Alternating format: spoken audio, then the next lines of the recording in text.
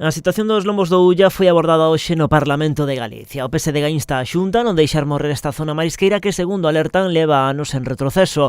Os socialistas critican a desatención e a falta de actuación do goberno galego, mentres os mariscadores levan 4 meses na casa sen poder traballar. A cuestión onde está? En que levan 4 meses mariscadores e mariscadoras na casa.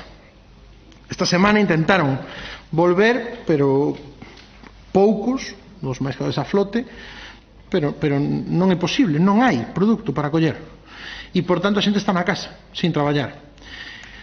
Non traballan, pero existen a tamén unha lea entre administracións nesta nova estrategia da Xunta de Galicia de pretender que todo se compra con publicidade, de entender que a xente vai vivir dos anuncios en prensa. Torrado alerta do gran aporte de auga doce, un problema que a Xunta achaca as chuvias. Os socialistas, pola contra, poñen o foco no encorro de Porto de Mouros. É un embalse que non informa dos seus validados de auga, como si o fan outros, con periodicidade concreta e con bastante actualización, digamos, non? Este non. Por lo tanto, é imposible saber realmente cando vacían auga.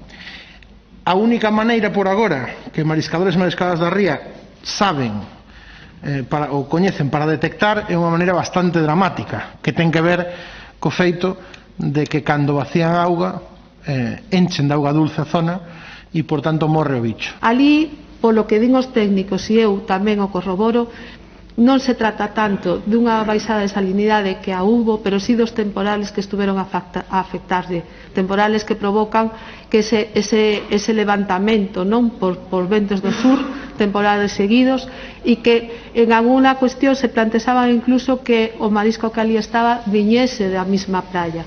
Eso vamos a saber dentro dun mes cando se fagan as mostrases no resto das zonas. Sobre unha posible dragaxe, a directora xeral reclamoulle a Torrado implicación para que a Xunta poida superar as trabas burocráticas, dixo, do Goberno central.